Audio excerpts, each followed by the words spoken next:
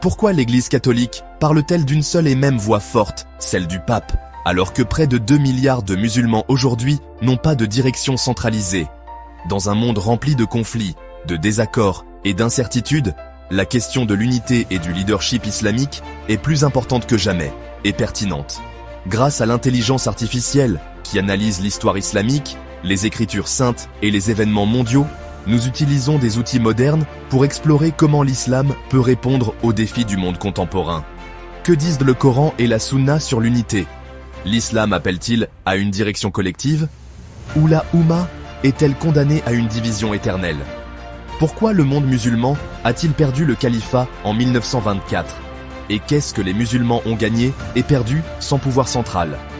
La technologie peut-elle aider à unir les musulmans aujourd'hui sans effacer la diversité qui définit la Oumma? Une figure semblable au pape peut-elle un jour émerger en islam? Ou cette idée est-elle fondamentalement contradictoire avec ses enseignements fondamentaux? Est-il temps de créer un nouveau type de leadership islamique, non pas pour dicter la doctrine, mais pour répondre rapidement et uniformément aux crises mondiales? Aujourd'hui, les musulmans du monde entier sont confrontés à des défis majeurs communs, mais nos réponses restent fragmentées. Les voix individuelles ne sont pas entendues, la force collective n'est pas visible. Cette vidéo ne se contente pas de poser des questions, elle ouvre une voie claire vers l'avenir. Fondée sur le courage, enracinée dans le Coran et propulsée par l'intelligence artificielle. Nous examinons comment le christianisme a façonné une influence mondiale à travers la papauté, comment l'islam était autrefois gouverné par le califat, et comment les musulmans peuvent aujourd'hui retrouver une présence forte et unie, grâce à un conseil islamique moderne et numérique qui donne à la Oumma une voix que le monde ne peut ignorer. Bienvenue dans Voyage de la foi avec l'IA, où la foi rencontre la logique, les écritures saintes, la science, et où les technologies du futur nous aident à redécouvrir ce qui était autrefois le fondement de la force, ensemble dans l'unité, fondée sur la dignité, s'élevant d'une seule voix.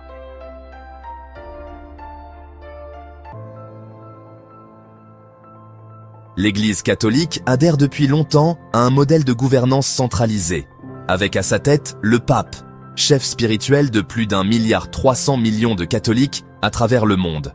Mais le pape est plus qu'une simple figure de proue. Ses paroles façonnent la doctrine, orientent l'influence politique et offrent une clarté morale en temps de crise. Quand il parle, l'Église répond. Quand il guide, le monde écoute. Ce type de leadership présente des avantages évidents. Unité, continuité et présence mondiale. En période de trouble, le pape agit comme un phare, stable, visible et profondément ancré dans la tradition. Cependant, une telle centralisation n'est pas sans risque. L'analyse des tendances historiques montre que le pouvoir concentré, s'il n'est pas contrôlé, conduit souvent à des défaillances systémiques. Les scandales d'abus au sein de l'Église catholique ont démontré comment le contrôle hiérarchique peut parfois étouffer les réformes, plutôt que de les inspirer. Néanmoins, cette structure offre ce qui manque à beaucoup d'institutions, une voix unie, une identité claire et un représentant sur la scène mondiale. Ceci soulève une question cruciale. Pourquoi l'islam, une religion avec un nombre encore plus important de fidèles, n'a-t-il pas d'équivalent au pape aujourd'hui?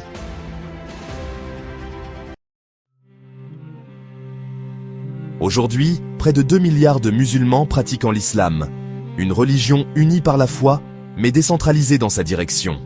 Il n'y a pas de pape, pas de souverain sacrificateur, pas d'autorité unique parlant au nom de tous.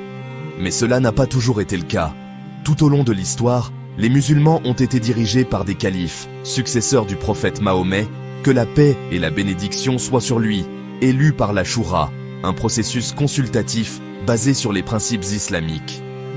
Le calife n'était pas infaillible, mais il était un leader serviteur chargé de défendre la justice, de préserver l'unité et de soutenir la foi.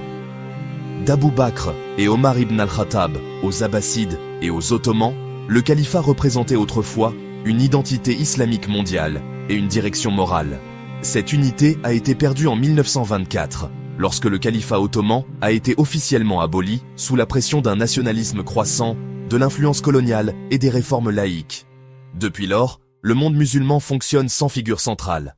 À sa place, des États-nations indépendants, des érudits locaux et des institutions religieuses régionales. L'analyse par l'IA montre que cette décentralisation a apporté une liberté intellectuelle et une diversité culturelle, mais aussi de la confusion et de la fragmentation. Sans structure commune, le monde musulman a du mal à répondre collectivement aux enjeux mondiaux.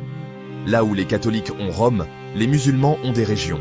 Là où les catholiques ont le Vatican, les musulmans ont des forums, mais pas de vaisseau amiral. Cela nous amène à la question suivante. Qu'est-ce que les musulmans ont réellement gagné et qu'est-ce qu'ils ont perdu avec la disparition du califat? La chute du califat n'a pas seulement marqué la fin d'un système politique, elle a symbolisé la perte d'une voix unifiée pour près d'un quart de la population mondiale. Alors, qu'est-ce que les musulmans ont perdu? Ils ont perdu une représentation mondiale, une figure unique capable de parler au nom de la Oumma. Ils ont perdu une unité symbolique, le rappel que l'islam ne se limite pas à des frontières ou à des drapeaux. Et ils ont perdu une influence diplomatique, la capacité de mobiliser une réponse coordonnée face aux injustices mondiales. Aujourd'hui, en temps de crise, que ce soit en Palestine, au Cachemire, au Xinjiang ou en Birmanie, les musulmans ressentent peut-être la douleur collectivement, mais ils réagissent individuellement. Il y a de la colère, mais pas de voix commune. Il y a de la passion, mais pas de plateforme de coordination. Cependant, nous voyons aussi ce qui a été gagné. L'absence d'autorité centrale a empêché la concentration d'un pouvoir illimité entre les mains d'une seule personne. Elle a permis l'épanouissement de l'indépendance intellectuelle. Elle a favorisé la diversité culturelle et l'autonomie locale. Et elle a protégé la foi contre la monopolisation par une seule voix ou un seul régime. L'islam aujourd'hui n'est pas une pyramide de contrôle. C'est un cercle mondial de croyants, d'érudits et de communautés, chacun contribuant à la cause commune. Et pourtant, la question demeure. Est-ce suffisant dans un monde hyper connecté et sujet aux crises, ou manque-t-il encore quelque chose d'important? Toute vision du leadership musulman doit commencer par les saintes écritures. L'islam ne se contente pas de recommander l'unité, il la prescrit. Le Coran appelle la Oumma à être unie dans la foi et dans son objectif. Accrochez-vous tous ensemble au câble d'Allah et ne soyez pas divisés. Sourate Al-Imran 3 âmes 103. L'unité n'est pas seulement un concept émotionnel, c'est aussi un concept pratique. Le Coran fait l'éloge des croyants qui se guident par la consultation mutuelle, qui répondent à leur Seigneur, accomplissent la prière et se consultent mutuellement sur leurs affaires. Sourate Ash-Shura 42-38. Ce principe, la Shura, a guidé le prophète et les premiers califes. Il ne s'agit pas de contrôle, mais de sagesse collective. Le prophète Mahomet, que la paix et la bénédiction d'Allah soient sur lui, a également donné une image saisissante de l'unité musulmane. Les croyants, dans leur amour, leur miséricorde et leur compassion mutuelle, sont comme un seul corps. Si une partie du corps souffre, tout le corps réagit par l'insomnie et la fièvre. Sahih al-Bukhari et Muslim. Ces enseignements montrent que l'unité n'est pas un luxe, mais un devoir. L'islam encourage la diversité d'opinions, mais exige l'unité dans la sollicitude, la consultation et l'action. Dans le monde divisé d'aujourd'hui, la question n'est pas seulement « avons-nous besoin d'un leader ?» La question est la suivante. Nous comportons-nous comme un seul corps ou avons-nous oublié ce que c'est que de ressentir les uns pour les autres? Dear the Wizard. Pour certains musulmans, l'idée d'une renaissance du califat suscite l'espoir, la vision d'une voie unifiée, d'une direction morale forte et d'une protection collective pour la Oumma.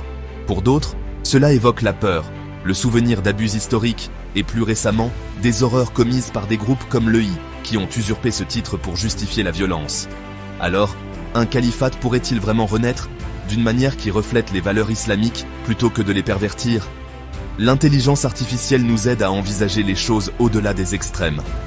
Historiquement, le calife était élu par consultation, lié par la loi divine et responsable devant le peuple. L'idée n'a jamais été celle d'une obéissance aveugle, mais d'une confiance collective fondée sur la justice et le savoir. Mais toute vision d'avenir doit éviter de reproduire le passé. Les musulmans d'aujourd'hui vivent à l'ère de la démocratie, de l'information et de la communication instantanée. Le leadership aujourd'hui ne peut être imposé, il doit être gagné, il doit reposer sur le consensus, l'intégrité et la transparence. C'est un défi. Et peut-être, avec la bonne structure et la bonne intention, c'est aussi une opportunité. Aujourd'hui, l'Église catholique continue de parler d'une seule voix, de manière centralisée, organisée et mondialement visible. Les paroles du pape font les gros titres, influencent les décisions politiques et portent un poids moral. En même temps, le monde musulman, bien qu'uni par la foi, parle souvent de manière disparate, comme dans la fable du cygne, de l'écrevisse et du brochet. Les théologiens locaux, les dirigeants nationaux et les institutions agissent isolément, sans lien les uns avec les autres. Et bien que le cœur de l'Oumma batte à l'unisson, sa voix reste dispersée. Cette différence a toujours de l'importance, car dans notre monde moderne, façonné par les médias, le bruit informationnel et la polarisation idéologique, celui qui parle clairement, c'est celui qui mène. Comme on dit, la raison du plus fort est toujours la meilleure. Lorsque des crises surviennent à Gaza, en Chine ou au Cachemire, l'indignation se répand sur Internet, mais elle est suivie de peu d'actions coordonnées. Les émotions sont vives, mais l'influence est minime. Beaucoup de bruit pour rien. La question n'est donc pas seulement historique, elle est d'actualité. Le monde musulman peut-il retrouver une plateforme morale unifiée sans perdre sa diversité? C'est comme vouloir le beurre et l'argent du beurre. L'unité ne signifie pas l'uniformité. Mais lorsque le monde se tourne vers l'Oumma musulmane en temps d'injustice, nous devons être capables de répondre, non pas par le bruit, mais par le leadership. Non pas par des mots, mais par des actes. Car là où d'autres parlent d'une seule voix, nous chuchotons souvent à plusieurs. Comme le dit le proverbe, trop de cuisiniers gâtent la sauce. Et dans le monde moderne, les chuchotements se perdent.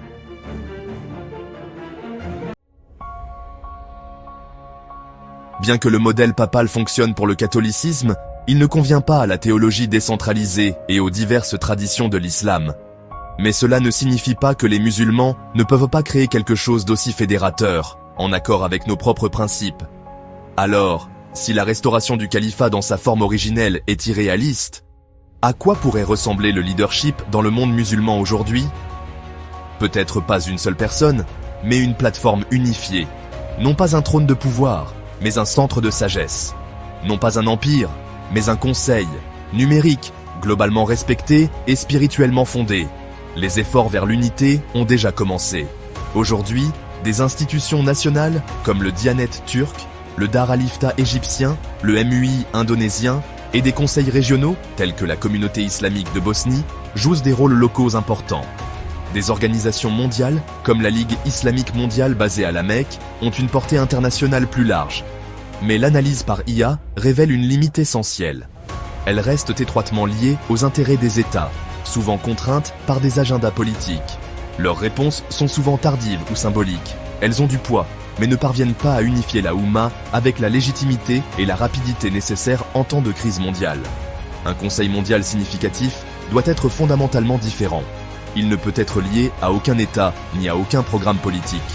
Il doit émerger de la consultation et non de la nomination, et parler au nom des musulmans de toutes les cultures, et non des frontières. Le conseil ne doit pas simplement exister, il doit servir. La Oumma n'a plus besoin de déclaration. Elle a besoin de coordination, de clarté et de courage. Aujourd'hui, des voix précieuses restent dispersées et déconnectées. Imaginez ces voix agissant ensemble, un conseil islamique mondial, fonctionnant grâce à des outils numériques et fondé sur les principes coraniques de consultation, shura, de justice et de miséricorde. Il n'émettrait pas de fatwa pour tous. Il ne réduirait pas les érudits au silence et n'effacerait pas la diversité. Mais il réagirait rapidement, clairement et avec détermination, surtout en cas de crise mondiale. Comment fonctionnerait-il? D'abord, numériquement, réduisant considérablement les coûts grâce à des discussions en ligne transparentes et des sommets virtuels réguliers. Une direction tournante garantirait l'équité. Le financement par don volontaire, ou zakat, suivrait le principe de maslaha, le bien commun. Cela ne nécessite pas des milliards, seulement de la foi, une structure et le courage d'agir. Imaginez une IA synthétisant le consensus, la blockchain assurant la transparence, des sommets numériques réunissant des érudits du monde entier en temps réel. Avec le temps, ce conseil pourrait acquérir une véritable légitimité, non pas en revendiquant l'autorité, mais en gagnant la confiance. L'objectif? Non pas contrôler les pensées, mais clarifier les positions. Non pas concurrencer les voix nationales, mais amplifier la voix morale de la Oumma. non pas aspirer au pouvoir, mais restaurer notre présence mondiale. À une époque où les voix se multiplient et l'unité s'affaiblit, un tel conseil n'offre pas un pouvoir centralisé, mais un objectif centralisé. Peut-être est-il enfin temps, non pas pour les plus bruyants, mais pour les plus sages d'entre nous, de parler ensemble. Cette vidéo ne se contente pas de comparer des religions. Il s'agit d'autodétermination, de leadership et de l'avenir de près de 2 milliards de musulmans. L'Église catholique a un pape. Le monde musulman n'a pas de chef unique, mais il a quelque chose de plus grand. Un héritage d'unité, fondé sur la révélation, la confiance et la responsabilité collective. Nous avons vu ce qui a été perdu avec la chute du califat. Nous avons vu ce que la décentralisation a apporté. Et nous avons imaginé ce qui pourrait advenir. Non pas un trône, mais une plateforme. Avec l'intelligence artificielle qui nous aide à comprendre le passé et à envisager l'avenir, la prochaine étape n'est pas technologique, mais spirituelle.